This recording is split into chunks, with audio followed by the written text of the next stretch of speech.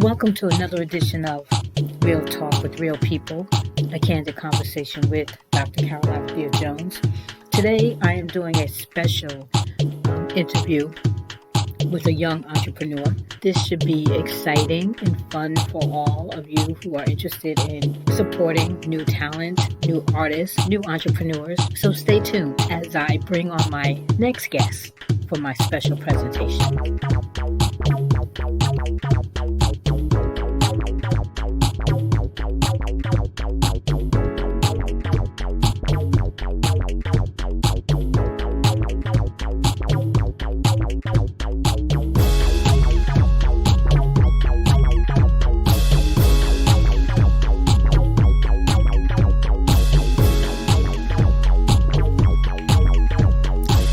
My next guest is Fred Derilus of Invited Coffee, and we're going to have a candid conversation. I also have a special co-host today. His name is Jones Jr. He's going to help me out here today with these interview questions. Hi, Fred. How are you? It's a pleasure to be here. Thank you for having me. I'm doing fine. Thank you.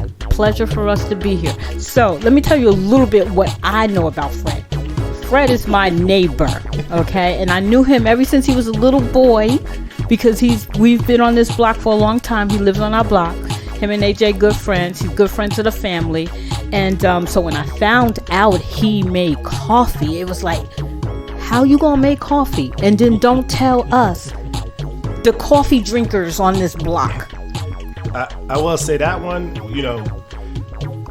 I didn't expect Mr. Jones. I think I told AJ like way back. I kind of like told you a little bit about it. Starting it up. Yeah. So I told AJ, should we call him Junior just for the? Yeah, she gave the intro and didn't use any nicknames. So then she called me AJ, and it's like, do they know who that is? Okay. So clear it up, then, guys. You got it. So okay. Albert Jones Jr., like you said, we grew up together, friends, over 25 years. Yeah, easy. For sure. So we've known each other for a long time. I remember one time that I was in the neighborhood, probably at my mom's house, and again across the street, and he asked me what I was doing, what I was up to, and we're just kind of catching up really quick, and we tried to probably condense 4 years or 5 years of the last time we really had a good conversation in like 30 minutes, or more. We was talking for a little bit outside. It was a good little bit, and then tell me what he's been up to, because I got to catch up from like. What was the first band that you was in? The one that was performing a lot. Oh, it was probably Midnight Mosaic. Mosaic, yes. Yeah. I had to catch up from that. Yeah, Midnight Mosaic, yeah. I had to catch up from that when they were performing a lot. You guys were performing in New Brunswick a lot, I remember, in different neighborhoods. So, he called me up on that, and then I called him up on what I've been working on, and then, I left off of, hey, I'm working on this coffee, and the pieces are pretty much all together. It should be launching really, really soon. And then that was that. And then and he was like, he told me hey, we're big coffee drinkers. Yes. I remember he was like, what? You talking to the right people? Yeah. He was like, we are big coffee drinkers in this house. I was like, okay. He's like, no, we are big coffee drinkers, man. Let us know. We're going to support you. He pointed to the flag. He like, listen, this is a thing here. We do it. Yeah, for sure. Now, the flag for the listeners that are, that are tuning in is the it's green, red, and black flag. Mm-hmm. And it's it's a flag that I guess unifies the black culture, the Pan-African black culture. Yeah, they kind of call it like the African American flag in certain circles. For sure. Yeah. You got to get the colors right though. It's red, black, and green. You know what? I blinked out. I said, what? I said to myself, if I could guess the first one, then the rest will just fall right in. The rest will just fall right in. No, I couldn't even let you go any further. Okay, it's a red, black, and green flag. Okay. Red, black, and green. Okay. And to be fair, when I first saw the flag go up, I was like, okay. I said, no, that's them. That's the Joneses. Come on now. Just from I just remember you especially you was very always Afrocentric. And very and but not just like Afrocentric and Pan-African, but Afrocentric and rooted as well in like in American slavery, American descendants of slavery, and the lineage and all that stuff. All that. So because the thing is with Black Lives Matter, there's a lot of like support and different like energies that come from a lot of people, And sometimes you're like, oh, well, I didn't know, Yeah, I didn't notice this in your normal life. Right. Which is not a bad thing, right? Yeah, for sure. You if you call and you step up, hey, it's all good. We all here. For sure. But when I remember seeing that, I was like, no, that's them. That's the Jones. That's what they do. They've been doing that. That's what they are. Exactly. So there's some consistency there, a lot of it. So going back to the story, I told AJ, hey, I'm doing coffee. He's like, hey, family's big drinkers. Let us know. Mm-hmm. And I think in that conversation, you was telling me you were trying to get like the rollout going for like that first. I think you said you had like cold brew or something like that. Mm-hmm. So I think that's what kind of really got it, for me at least. It piqued the interest because it's like, oh, he's serious. He's not just talking, oh, I'm gonna give you some coffee grounds or something. Yeah. No, he's dead serious. So from there, I think once that conversation happened, that's when I let her know, like, hey, he's really serious about this coffee thing. We got to jump on it. Right. Yeah, so you're a good listener. So.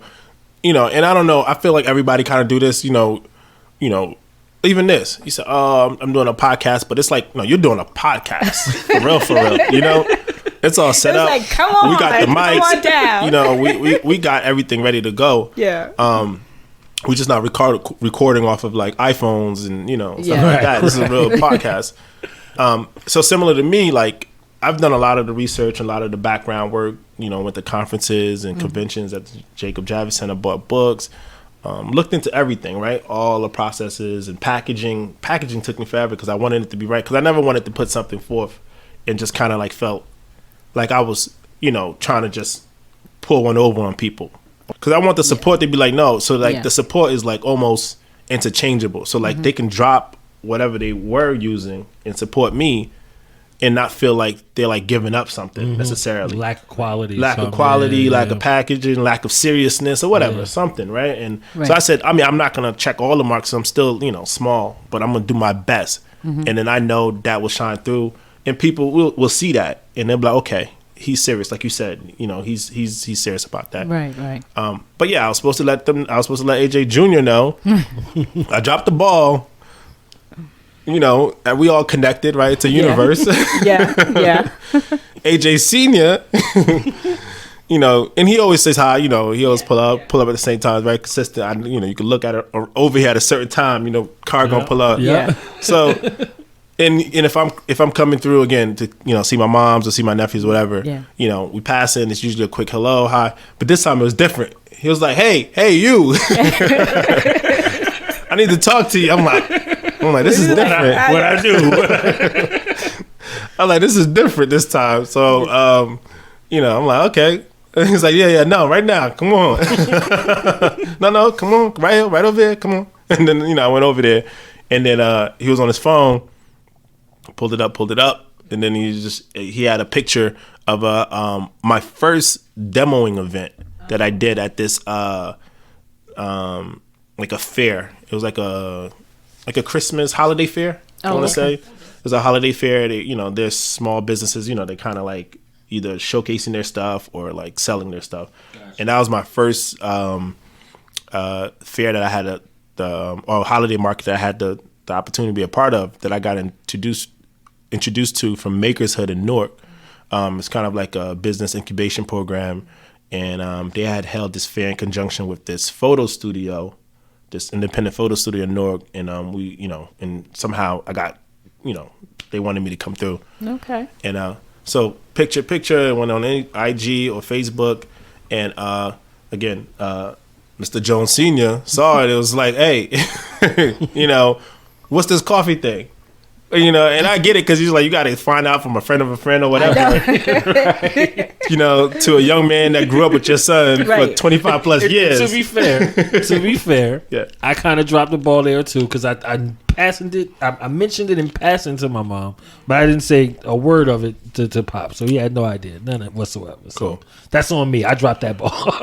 Well, I'm glad I even got the chance to get it out to you, because again, and that speaks to, again, you guys are supportive in nature, so it's like a real thing. It's like this real pull, like, whoa, we want to be involved. We want to show you that we wasn't gonna forget about you. We want to, what we can do. We want to hold it up, and that's a real thing. You know what I'm saying? And so that came from a real place, and that actually, because there's, again, even the last conversation I had with you, there's always different points being an entrepreneur where you just kind of like doubting a little bit. Yeah. Similar to being a musician. Yeah. Any creative feel like that. You always had that moment where it's like, yeah, is this right what I'm doing? Is this the right step I'm taking?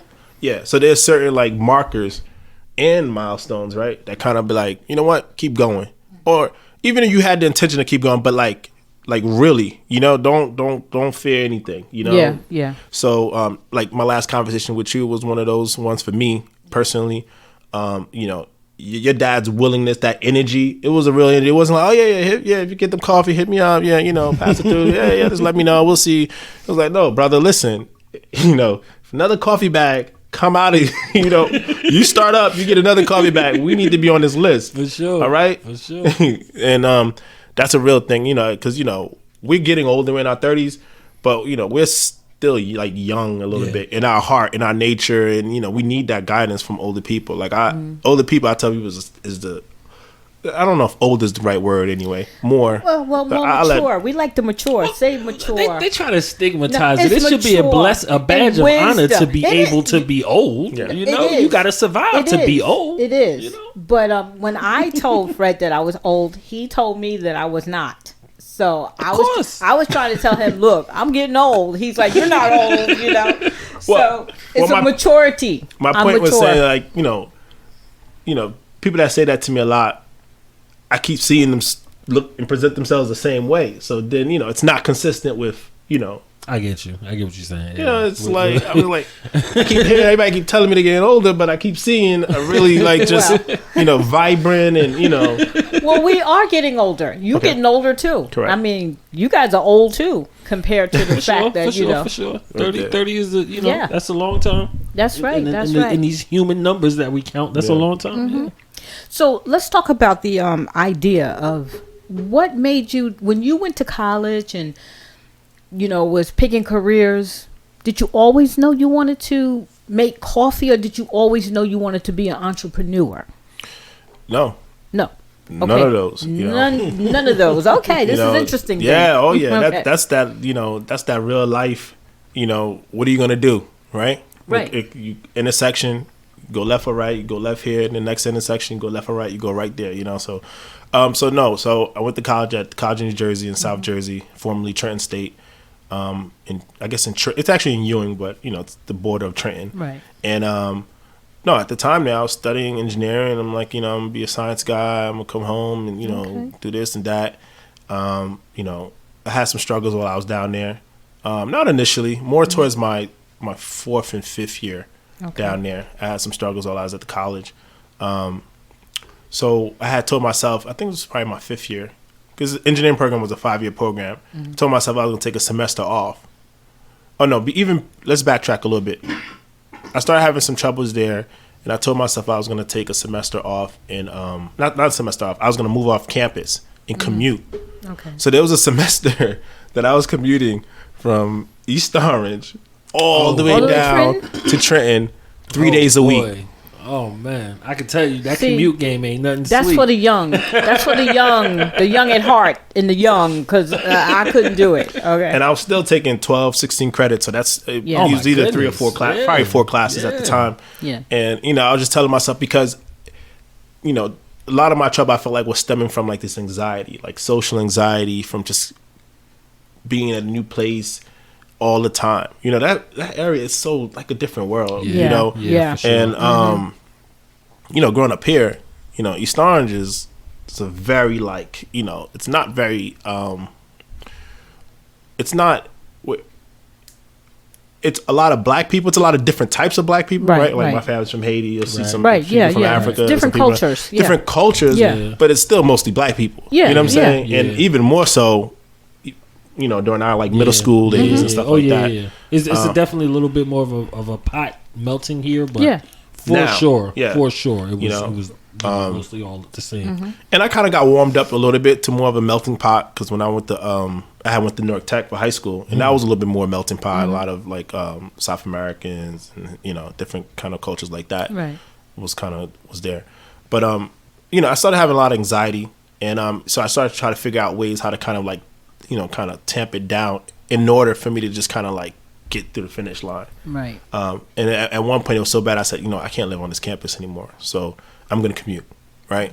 So I give myself, I make it work in my mind that this is a good idea, right? So I'm commuting for 4 classes, and then that didn't go well. That semester, I think I dropped a class, and then the other classes I didn't do so well. And they were like, I had took really easy classes just so I can kind of make that transition, to commuting, and it was still a little hard. So I was like, man, this is like rough. And I'm, again, I'm on loans at this point, and I was on loan / scholarship, partial, and so I felt bad about my loans that I'm taking, and I felt bad about the scholarship money that I'm like, kind of like just wasting.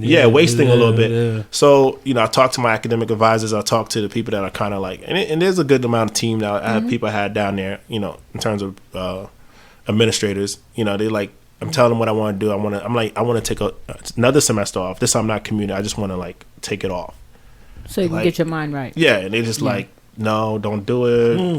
A lot of them was just like, no, Fred, don't do it.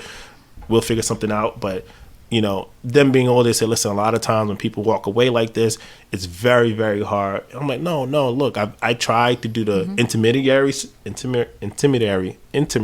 step of commuting, right? Because I thought maybe being back home in a more familiar environment jolts me, and then that didn't work. So I was like, what do you want me to do? I mean, I figured like outside of quitting, this is the only, like, in my haze of thought, this is the step that I think I can do. You didn't think about transferring? No.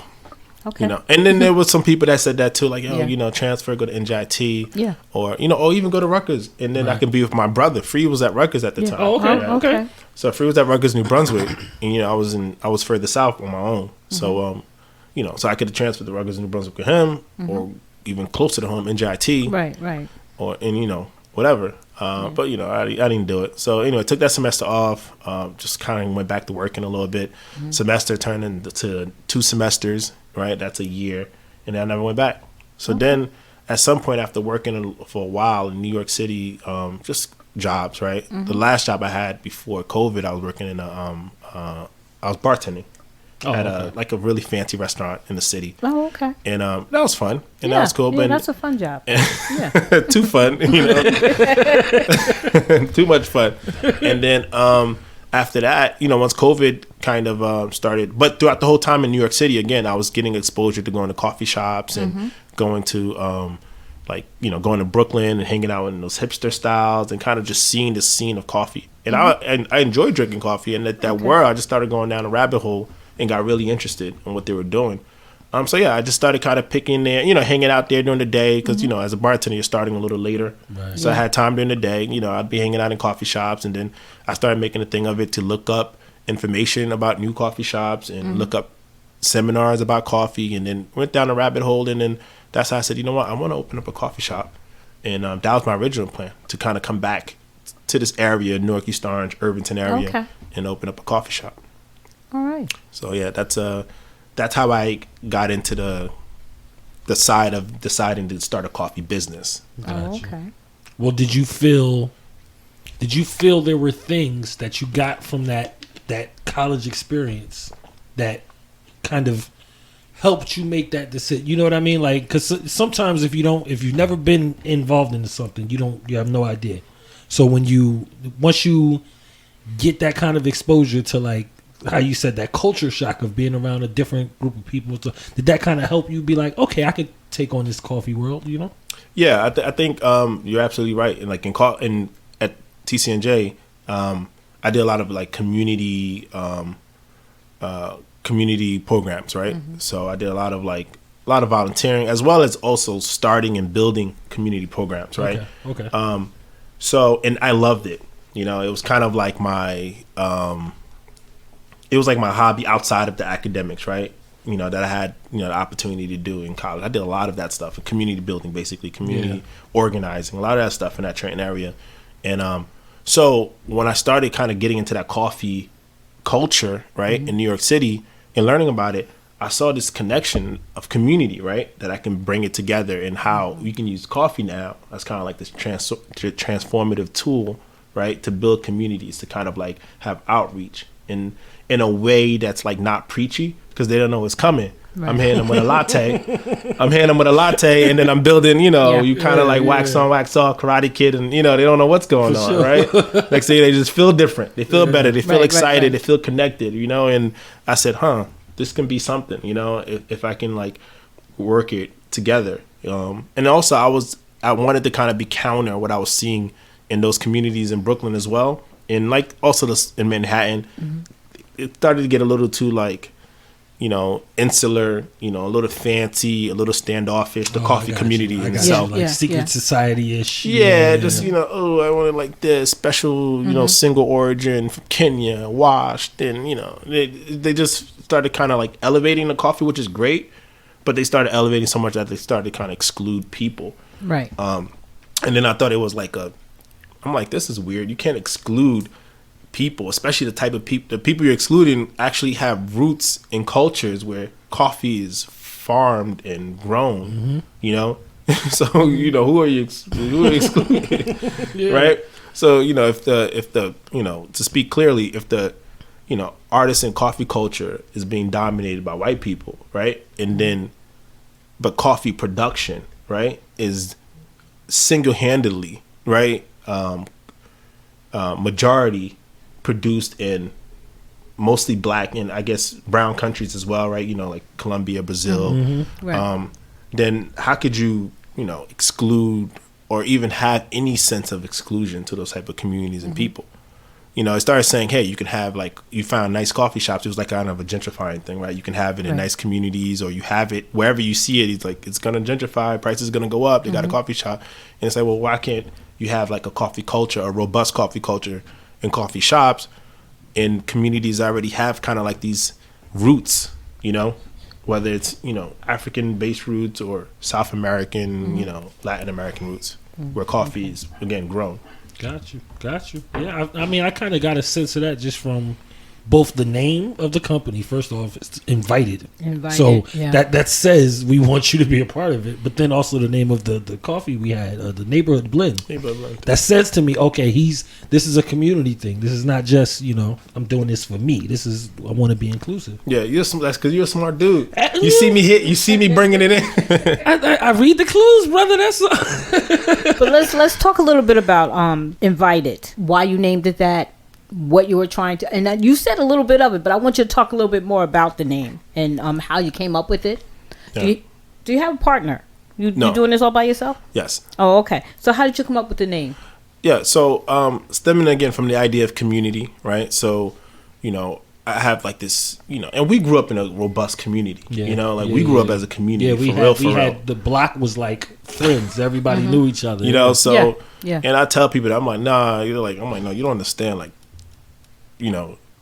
even just sidetrack. You see cars racing down the street. Now I'm like, no. Before it'd be 50 kids out here. You couldn't. Yeah, you couldn't just. Right, you couldn't do that. Yeah, those cars had to come down. Yeah. You're gonna hit somebody's kids, 50 kids, and we just zigzagging. Yeah. This was a thriving block. Zigzagging from one porch, one backyard to the other, like nothing. So so anyway, so having that experience, right, and also again, kind of putting a premium on that experience myself from college, right, and having the ability to kind of work in Trenton and the surrounding area and do a lot of community programming. And then again, seeing the culture of coffee, right, kind of like move away from the people which coffee comes from, I felt like it wasn't inviting.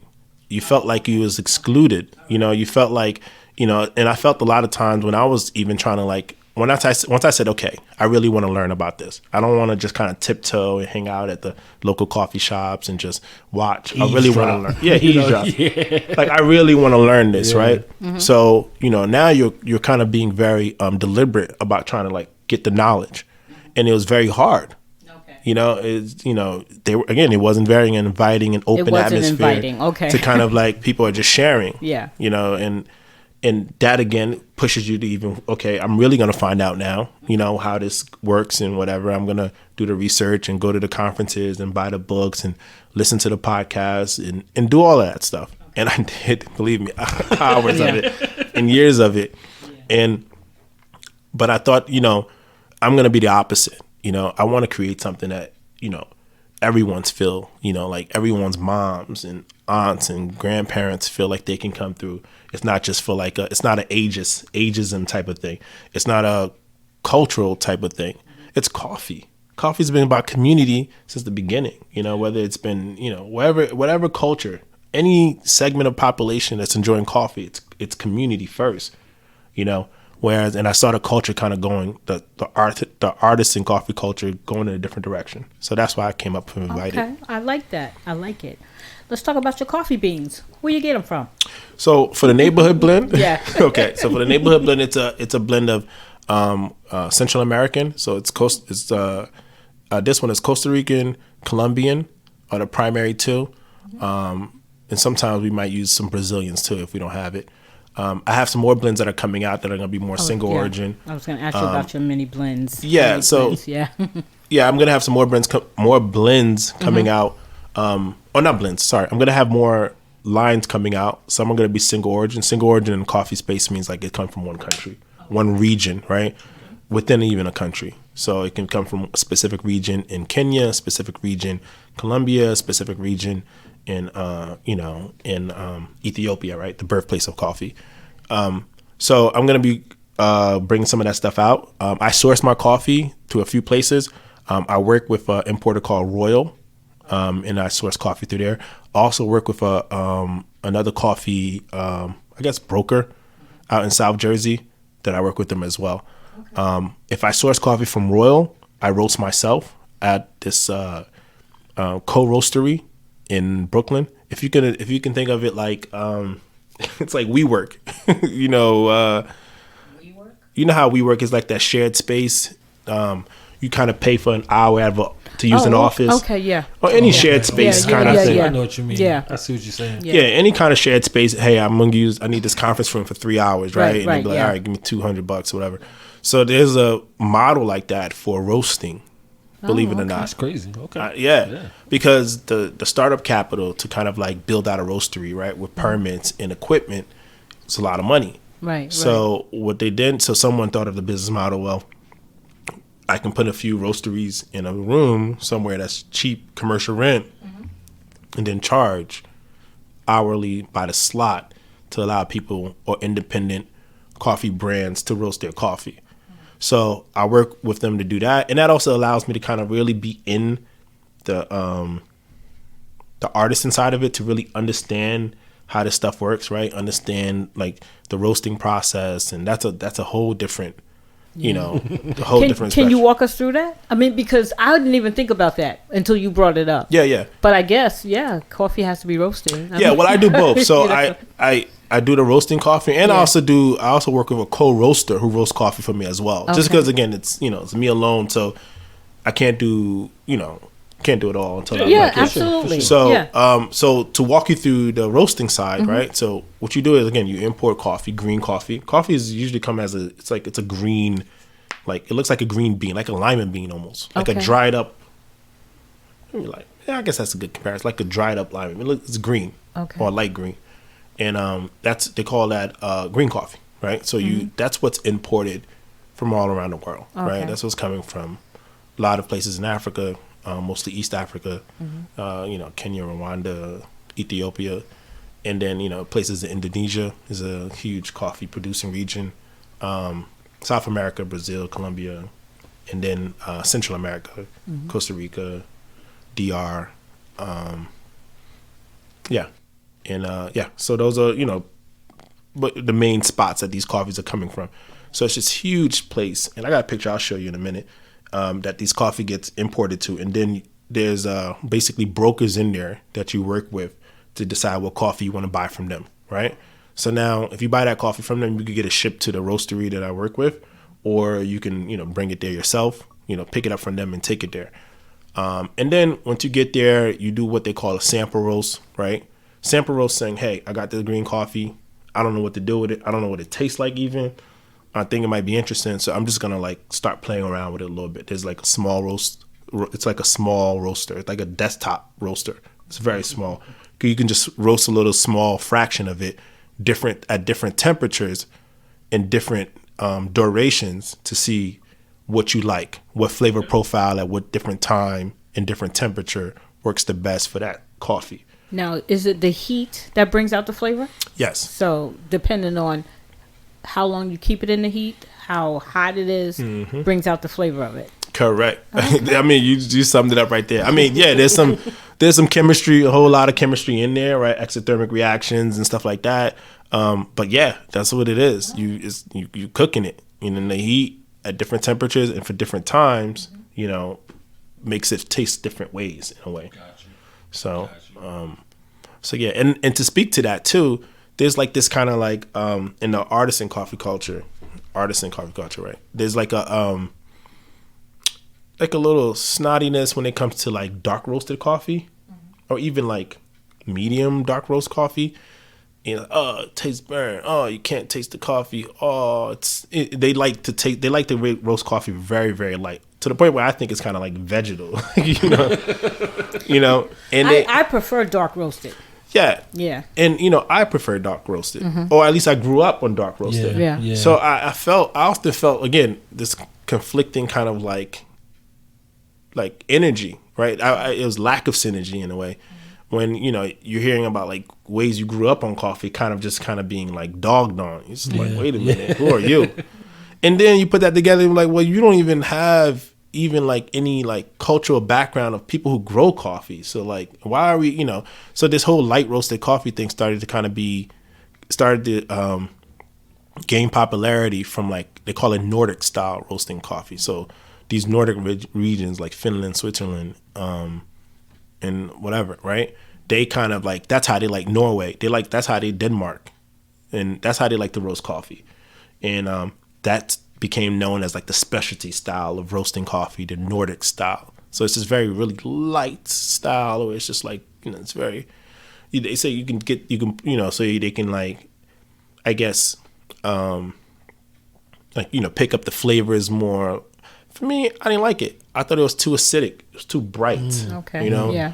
And I'm like, no, I like coffee that has like a really like round flavor, where you're bringing out the chocolate notes, where you're bringing out body, the caramel notes in the body. Yeah. I like the full body too. I'm talk to me. See, now we see this is a coffee house. You drink the coffee, Yeah. This is the Maxwell Coffee House. First of all, I drink my coffee black. Yeah, she does. I don't know how she does it. Which means that no sugar? No, nothing. Just black. Just black. Which means I'm literally tasting the coffee. And the thing is, and you have that memory of like, like you said, they were drinking coffee. It was early, and that's a bond right there that you can call back. That was years ago of how you kind of like got into, in essence, a ritual that was kind of like older, right? That was your parents' ritual that it kind of like broke you in. It made me feel sophisticated. Yeah, for sure. It's kind of like, it's not in the same context. We put a lot of milk in his. He did. Yeah, the baby steps. The statute of limitations are up. No one's gonna get CPS won't come in. You guys are good. You guys are good. But so you remember that, and that's a real thing, and that's the type of thing that I kind of like felt like, we had to kind of like discredit if you wanted to kind of wholesale go into specialty coffee culture, because that coffee wasn't good enough. The quality of it wasn't, the style of it, the roast level, you had it with sugar and milk, so that don't count. It's like you had to kind of erase the whole thing, because you didn't have real coffee. And I'm like, no, that was real coffee. That was a real moment. That's there. Right. So we got to fix this, because we got to hold this as true. And then we got to figure out why, what's around it. If that makes sense. So so just regular coffee, not the sophisticated coffee, just a regular cup of coffee. Absolutely. Absolutely. Now, when you talk about different blends, are you looking to do flavors as well?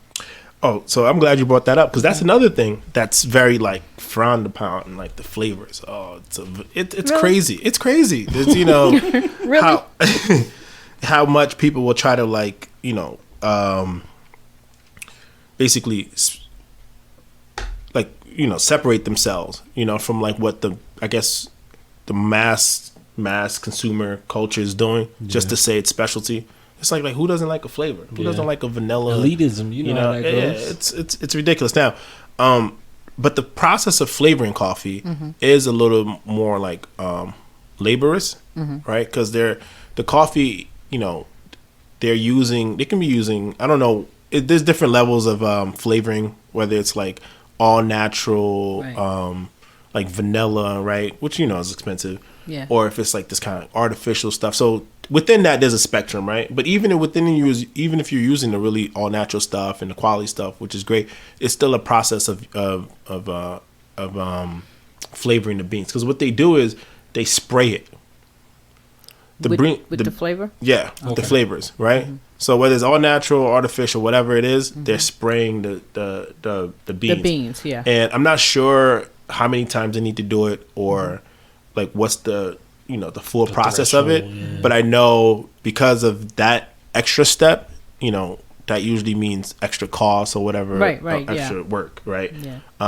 So what I want to offer is that I want to offer, different coffee from different regions and different blends, right? That I feel like represents neighborhoods of coffee, represents coffee culture, as I know it, of the people that I know that enjoy coffee. And I probably will like supplement that with just selling like flavoring, like quality, maybe like artisanal small bottles of vanilla and, caramel and stuff like that. So that way people can still have the option.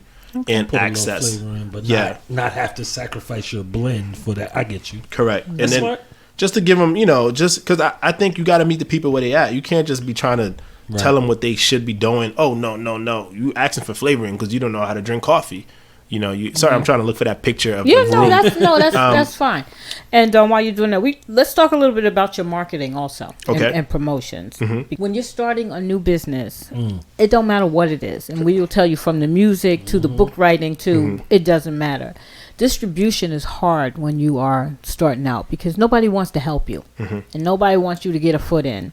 And you have to go through all of these middlemen before you get an opportunity to get yourself to a place where people can even experience know who you are. Right. Exactly. Experience what you have and know who you are. So how hard is the distribution for you, and what kind of marketing are you doing for yourself? So I think at first I just said, hey, and this has been hard because it's like you got to put yourself out there, right? Yeah. And it's hard. It really is because it's not a natural thing for some people to do. Yeah. And you fumble once on Instagram, you're like, all right, that's it. I told you I couldn't do this. You know what I'm saying? Yeah.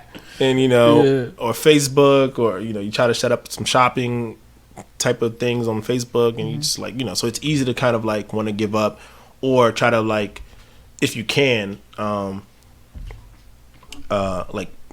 take that piece and kind of pass it off to someone else, who can support you. But obviously that's a luxury, right? A lot of people don't have. So for myself, I just started Instagram, and I just said, hey, I'm gonna just post stuff. And I've had hiccups. Like even now, I haven't posted in a long time because I started to kind of just have like this very, instantly you feel like I'm still selling coffee and doing my stuff, but like you feel like again you're putting yourself out there, and you kind of get like these jitters and anxiousness about it. But yeah, so that's what I've tried with the marketing. I'm probably gonna start doing some because I had this opportunity to learn some marketing tips via this marketing marketing seminar that was held by this young lady who started her own marketing business after working for some huge brands. Okay. She wanted to kind of offer the opportunity for some smaller brands to kind of like learn the tricks. So I did that course, and I learned a lot about it. So, I'm probably going to start implementing a lot of that in the near future. And that's all around kind of like, advertising the right way and select the target audience, and, kind of touching back with, I forgot what it's called, but basically you target an audience, and then if you monitor how they click through your page and the click-throughs, and then with that kind of information, you're able to go back and retarget that specific group and kind of bring them through the sales funnel, and eventually, they make a purchase. So it's all these keep them connected kind of organically rather than making them feel like they're being marketed to. Yeah. Got you. But my best style of marketing is in person. That I don't mind, so it's just like, and it sucks because it's COVID, because it takes you out of that. Right. Yeah. I was going to ask you about in the face of COVID, word of mouth is always the best type of advertising. You do a good job, and somebody's going to talk about it. Yeah. You know, just like, you know, and I want to say, he gave us our first bag of coffee free. It wasn't like, you know. And I begged him. Yes. I said, listen, I'll go inside. I got money for you, brother. We want to support. I want to be able to get another bag of coffee. No. But I want to tell you how ingenious that was. Because number one is, if I'll give it to you for free, if you like it, then you just you come on back. And what do? We ran out of that bag because we were using it every day, every morning. And I was she's got the coffee maker that you can just set the alarm. So every morning at the same time, I'm downstairs coffee. And she bought 5 times the order because of that. It was like, that's what I'm saying. It was good, brother. So she bought 5 pounds. I'm like, who drinking this 5 pounds? I'm like, we cannot run out of coffee. So it's like, okay. I was like, we got more of that coffee. I'm like, sadly, no. And you know what? As I'm getting your 5 pounds ready, and I'm doing the math in my head. I'm like this. You know, it's mom, dad, and it's AJ, and then it's mom, dad, and then it's AJ, and I'm still at 3. Well, I'm the biggest culprit because I'm the guy I'll have about 4 cups a day. Okay. So I have like maybe one early, so like about 4 in the morning, 4 or 5 in the morning. Then at some point at work, usually I have some coffee at the job that I do, but that I don't really enjoy because I don't have my things. Yeah, I gotta just use some sweetener real quick. So and then I'll come home and I'll probably have like 2 more. I'll have a cup when I get home, and then a cup like late night. And they always look at me like, how can you drink coffee at 11? I go, it puts me right to sleep. Yeah. Right to sleep. Coffee doesn't keep me up like that either. I think that's a myth that they tell people. You put it in your mind and you think, I can't drink coffee because I'm going to be up all night. I think? It does not make me stay up all night long. I think our tolerance levels have grown. Maybe. Over the years. Maybe. And now it is something your body craves. Because I tell people I'm addicted to coffee. That's the only thing I'm addicted to. When I don't have a cup at all, I have headaches. Yeah, me too. Yes. My body is, I have like withdrawals. Yeah, me too. This is how we know we are coffee drinkers. Yeah, me too. You guys have crossed to the other side. And it's so funny because it's so spot on. I made me some coffee. It went in there, but then I got to putting together, getting ready for the podcast, and I forgot. I smelled the coffee. Listen. Yeah. Oh, so here's the funny. I was like, my coffee's in there. Here's the funnier thing. This has been a roller coaster of a day for me. So my brain has been in a completely different place. So I wasn't even looking at my phone. I came downstairs, or I started the journey to come downstairs because I smelled coffee. Yes, I made and then I looked at my phone and said, oh, the podcast. Oh, okay, all right, I'll come down for that. It's the coffee podcast. But it was the coffee that got smelling. Right. I'm like, shoot, I forgot to get my coffee, but it's all right. You guys are tied in. Hey, it's I look at it like you said. It's one of those things where almost everywhere you go. So we talked about the bands. Before I was in Midnight Mosaic, I was in another band called Classic Blue. Okay. And that was, a bunch of guys just playing like old classic rock songs. We weren't trying to be famous or nothing like that. We was just, having a good time making music. And one of the best parts after rehearsal, we would go to this diner and have burgers and coffee at 2 a.m, just talking trash all day. It's that kind of thing. Yeah. When I go to work, they're doing construction, and I see all the construction workers out in front of the coffee truck with their cups of coffee talking. That's dope. It's that kind of thing. So that's why I do like your concept and everything, because it fits right into coffee. That's dope. You usually have coffee and a conversation with somebody, It's inviting. It's for everybody. Yeah. It's coffee culture is really there for a lot of people. And going back to the marketing, that's why I chose to use original art as well. Because, again, I knew art, similar to music, right? I just can't put music on a bag. Yeah. Maybe in the future. Right? Well, okay, we go. Hey, I'm here. Hey, don't get me, bro. Listen, don't get me jazzed up. That's exactly how ideals are born. Because now I just want to lay back and just like, wait a minute. A singing bag, a bag that sings to you while you're having coffee. Hey, don't give away too much. Oh yeah, that's right. You're right. You're right. Brainstorm that. You're right. That's an off mic conversation. I'm gonna let y'all work on that. Okay. There's a lot of talent in this room. I'm gonna let y'all work on that. Yeah. But for the art piece specifically, though, I wanted to work with independent artists and highlight them, because art, right, similar to a lot of things, have always been kind of like that piece that welcomes people in to communities, to spaces, right, and it does it so well that it's often taken for granted, right? You know, and I use notice it. Yeah, don't even notice it. You just like, I feel good here and I like it here. Yeah, atmosphere.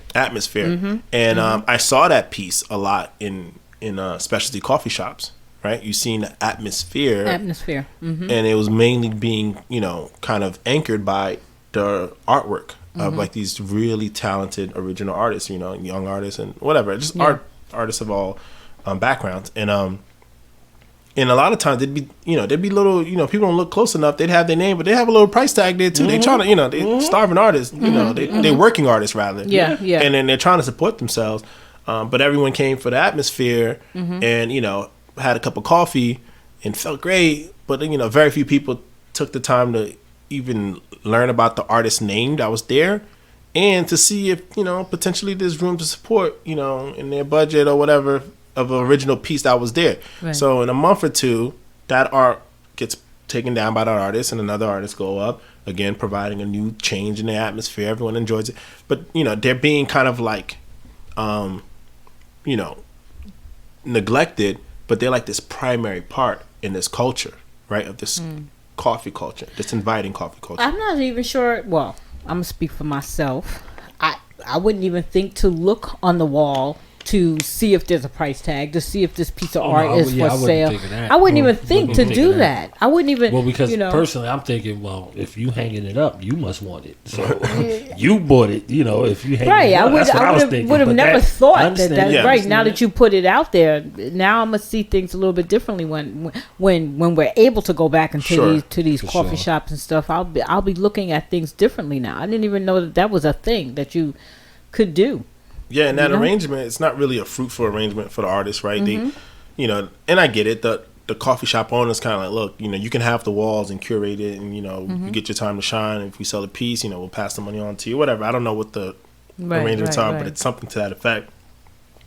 So I said, art, you know, it's a pivotal thing of inviting people in. I said, how can I kind of incorporate original artists, you know, original artwork and artists into this thing, because they do play a role in inviting people into not just shops but communities, you know, whether it's beautiful art that you see on, you know, murals and stuff like that. You know, this is a real thing, you know, and there's a lot of energy that comes from this, and there's a lot of synergy, in my opinion, from art being used as a tool of inviting people in coffee culture.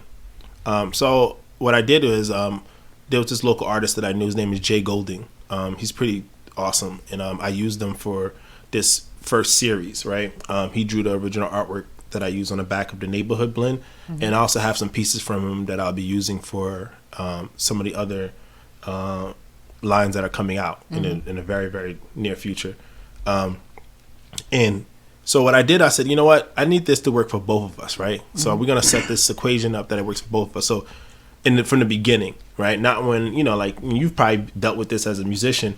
Oh, you know, you just do this track for me and you mix this, or you play the drums for me here, and when I get big, I'm gonna take care. I'm gonna come back and sing. You know? No, like we gotta stop that. You know, this is a craft, and you know, it's a real thing. So, you know, from my approach with him, I was like, okay. He was like, yeah, we can do something. I was like, no. So here's what I want to do. I was like, I want to commission the artwork, right, for this project, and I explained to him what I'm doing for Invited Coffee, and pay him fairly, right? You know, this is again pre-revenue, so it's a lot coming out, you know, and you know, I quote him a number, and you know, I don't know what he gets usually paid for his pieces, but he seemed very more than satisfied again, because I wasn't low kind of haggling with him. Respected his art, and so I said, you know, and I said, this isn't like this kind of like, you know, license where I can use and do whatever I want with it, slap it on, you know, anything I see. T-shirts and stuff out there. Like, no. This is for coffee, right? So, because again, I'm going to respect your art. So, I'm going to pay you, commission you. You get that up front before I even make anything for the artwork, and for me, and you know, to allow me to use it for the coffee. And then I said for associated products, like we're going to have on the website soon, like mugs and other like coffee related products, you know, then there's like a royalty that's given then. So you get the commission up front and the royalty. So then I was like, this is kind of create kind of incentive on the artist side as well. And it starts to kind of create a new standard that say, like, you know, even if he starts working with other like brand partners in different ways, like, well, I can't really just give you free artwork because I worked with Invited Coffee, and they did it this way. And not only did they pay for the artwork, they also put in a royalty for the for product outside of the coffee. So if he sells mugs, you know, I get a percentage. If he sells other coffee related products, I get a percentage. With his artwork on it. With his artwork on it. You know, really because cool. I wanted to, you know, and then, you know, I highlight him for now, and he's like, you know, the initial, you know, inaugural artist, you know, and my plan is after a couple months to use a different artist. And I have another 2 artists lined up. And, you know, I'll feature their work. And again, when I'm working with them, it's just, you know, I'll probably give them a loose theme, rather like community or, you know, what does ... mean, and let them go. You know, I'm not telling them what to draw, what not to draw. I didn't give them no ideas for those. You know, there's some, that one is dope. That neighborhood blend, there's some really cool ones. I didn't want to like lead with the hottest one. So I just put draw them in. Yeah, I just put one, you know, but. Well, I do like the piece actually, because as I was sipping, I thought of the piece, you know, and I kind of now I wouldn't normally do this if I went to Dunkin' Donuts. Like I just got their Explorer blend, their new like dark roast. I didn't sit there and wax poetically on it, you know, but it's Dunkin' Donuts. You don't need to. When it came to you, I said, he chose this picture for a reason. Let me really reflect, you know, really sit and just see how it sits with me. And honestly, I said, okay, I think the picture matches the taste I'm getting here, you know. You're so smart, AJ. Goodness gracious. Figures it all out before he had to be. Well, it's very deep in this house. Very deep. But see, understand, you know, I'm a musician, and as a musician, I'm not one of these guys who's been like, I don't come in the package. I create the package. I do every aspect of it. Where most people wasn't doing that back in the day. You know, come on. Back in the day, I was the only one making my own CDs when we was in 8th grade. Yeah. You know what I mean? So when I understand that, I look at packaging and things like that. And so when you just have that, I don't know if you guys have seen the picture. I'm sure she'll put pictures up on the podcast page, but it's just the blank canvas and the art. There's no like long paragraph to try to describe. No, you look at this and you just catch a vibe from it. That's all I'm asking for. I'm not asking for you to do all, but and it makes more sense now hearing you explain everything you come through. So, you know. Well, wait till I drop this last piece because you're ready to work. You already pulled it all out. That's what this is for. This podcast is a setup. Y'all done got all the notes. It's not a setup. I promise you. It's to give you opportunity to really put yourself out there. And that brings me to another question. Will you be ready to accommodate the group of people who are going to hear this amazing podcast and want to support you? Yes. Okay. Yes. Again, with the model that I explained earlier, again, having like the dual roasting structure where I roast and I have a co-roaster. Okay. It gives me capacity. Right. Right. That's what I'm talking about. Yeah. So I kind of like thought about that a little early on because I'm just like, it might be me for however long it might need to be me. And that's cool. Yeah. But don't get to the point where it's like, you know, anything over 25 bags and now you're like running to the, you know. So now you get 100 orders and you can't fulfill them. Yeah. You know what I'm saying? Because if you can't fulfill 100 orders at coffee and then the margins are decent, it's like, I mean, the margins are okay. It's like you're not running a business. Now you're still running a hobby if you can't fulfill just 100 orders of coffee. You know, it's it's a commodity thing, you know.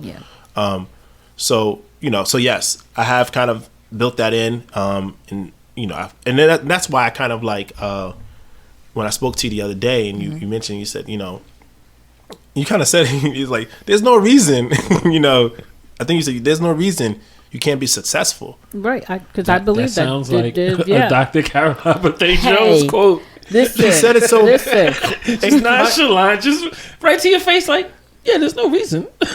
Because AJ, it cut so clearly. Hey, that's what I do. You know. It cut so clear. I was just like, yeah, wow. Yeah, you're right. Hey. That's a word there. That's a word. Yeah. Amen. Yeah. So, you know, and I, you know, I think I was joking. I was like, yeah, let's save some of this for the podcast. But I went back that night and I really was just like replaying that convo. It was a real convo for me. It was a very important convo, and it was it was meant to happen. You know, and because there was so many pieces in there for me, that you didn't even know about, Yeah, I was just talk, yeah, And I was like, man, that was like the timing of it, the wording of it, the what you was alluding to was just like, oh, okay, it's being spoken to me directly. So with that said, I feel like now I've already built again the capacity, right? So I don't have much constraints on that end. The constraints were what you just spoke to yourself was me. Yeah, I'm not constrained, right? And so if the capacity is not an issue, you got to free yourself to fail and to succeed, but to do, right. And that's been a real thing. That's a real thing, right? On a lot of levels, and you really helped me kind of like project outside of that. That's and it's funny. I think and you see it in two ways in most people. You see I guess you could say it's like the pool analogy where there's some people who they're just going to go jump in the pool. Then there's the other people that are going to sit there, put their toes in for a little bit, then put their ankles in, then put maybe halfway. Some people are going to ease into it. And I think because I know for me with the music, I wouldn't call myself shy. You've seen me when we, go around new people. I'm not necessarily shy. I'm always comfortable being myself. But there are certain situations where I haven't done it. I haven't been through it. So I don't, I feel a little bit like, ooh. But when it comes to my music, I never feel that. I feel the scaredness, but I never feel like I'm not prepared for it because this is what I do, you know? So, and I think that's why I asked you about the kind of fish out of water feeling, because I think, especially with our generation, we were at that kind of that transformative generation where now we've had access to all of this information. What do we do with it now? Because now when you could just click and see these people being incredibly successful and just doing all this while, it's like, oh, well, I ain't doing nothing over here. I'm just wasting time twiddling my thumbs. So I think it's almost like it holds you back nowadays more because you see all this success around you. Like you said, you're like, dang, I got to get to that success point. Like, what do I do once I get there now? Because I can't, you don't know afterwards. So especially like you said, we have the know-how because, I don't look at, whatever, Snapchat or whatever the stuff that's out, the platforms, and be like, oh my God, what is this? We do have like that dual structure of like, we were still, we had, they were Macs when we were kids. There were Mac computers in classrooms when we were kids. And so, that alone says, hey, but also we come from we are not like whatever generation, whatever they call it, Gen Z or whatever that's out now.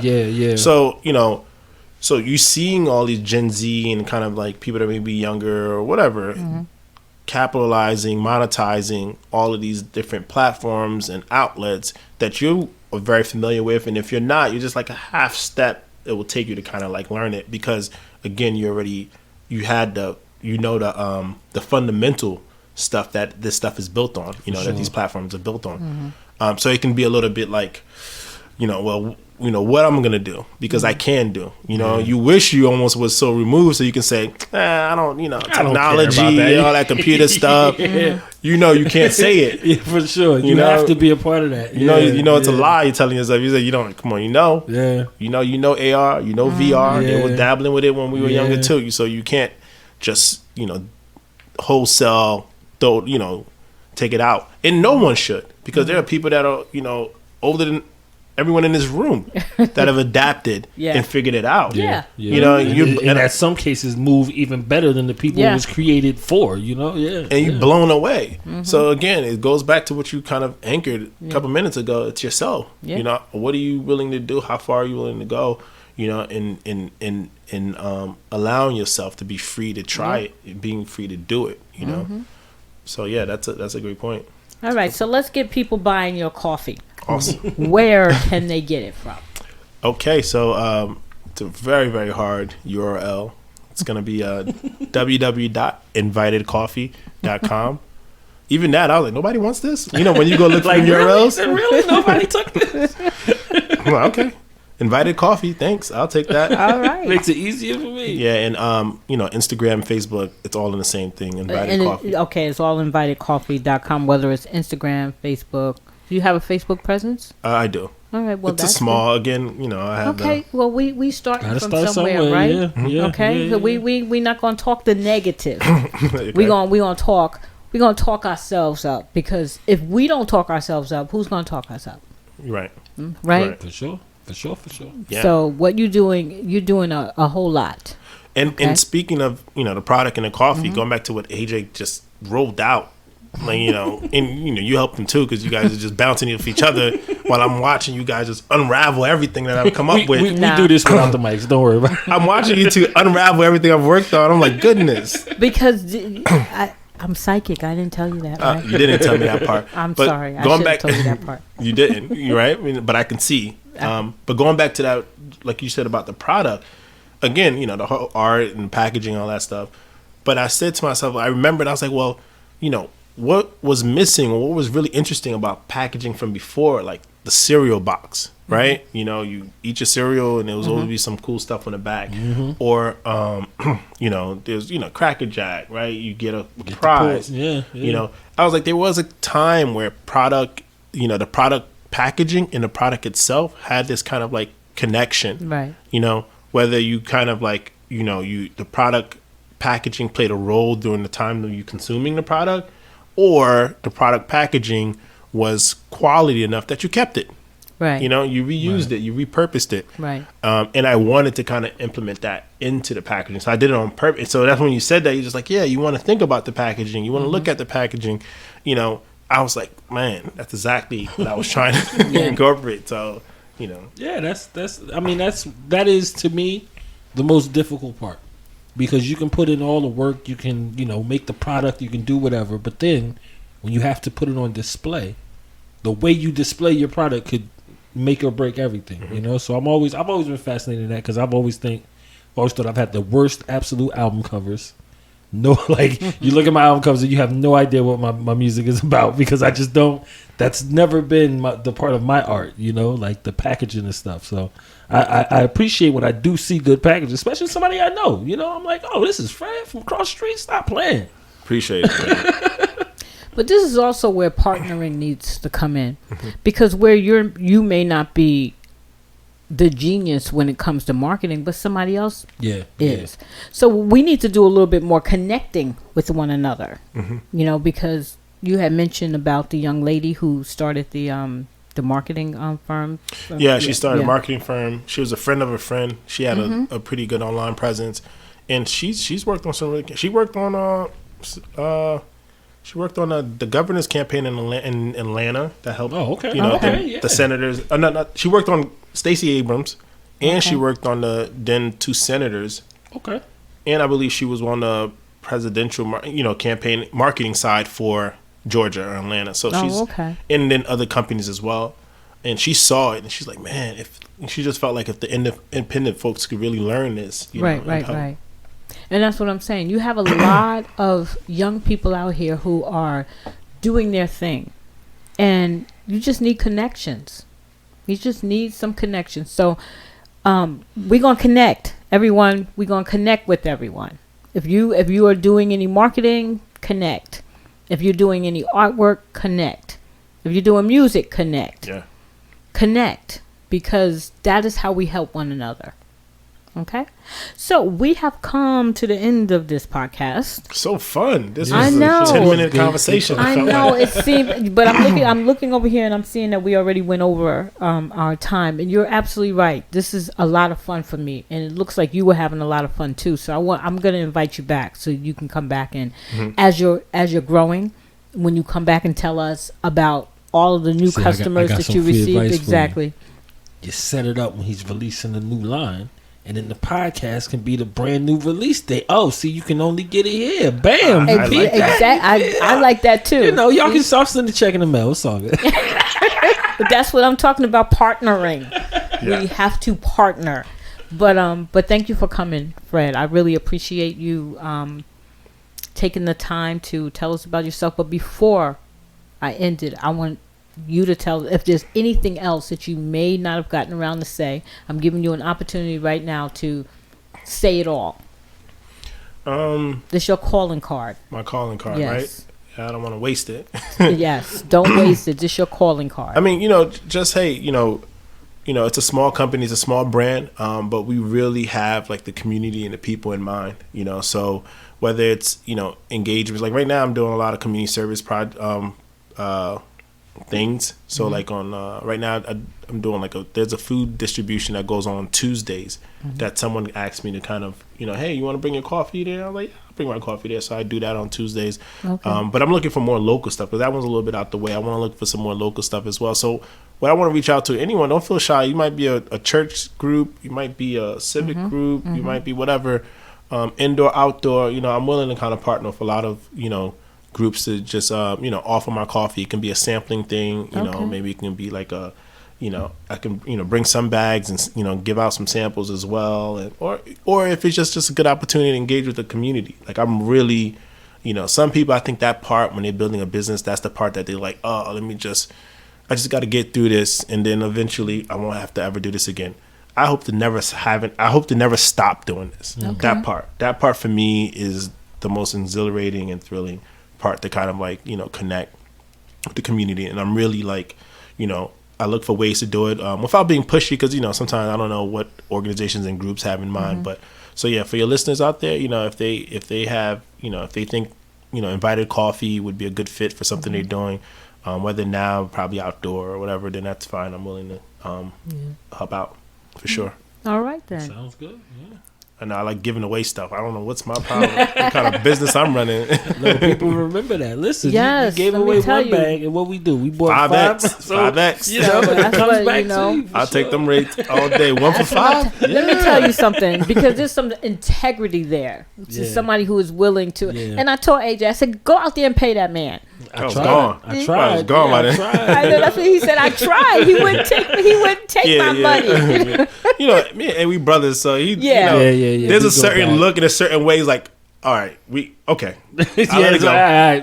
Not even deal with it. Yeah, but it worked, is all I'm saying. Thank you. Yeah. Thank you and I want to thank you for joining us, and I'm looking forward to talking to you again. Oh yeah, looking forward to more coffee too. This was awesome. I mean, this you kind of relearn your own story, as you kind of you're expressing it and put it out there. So Absolutely. Thank you for the opportunity. Oh, you're welcome. You're welcome.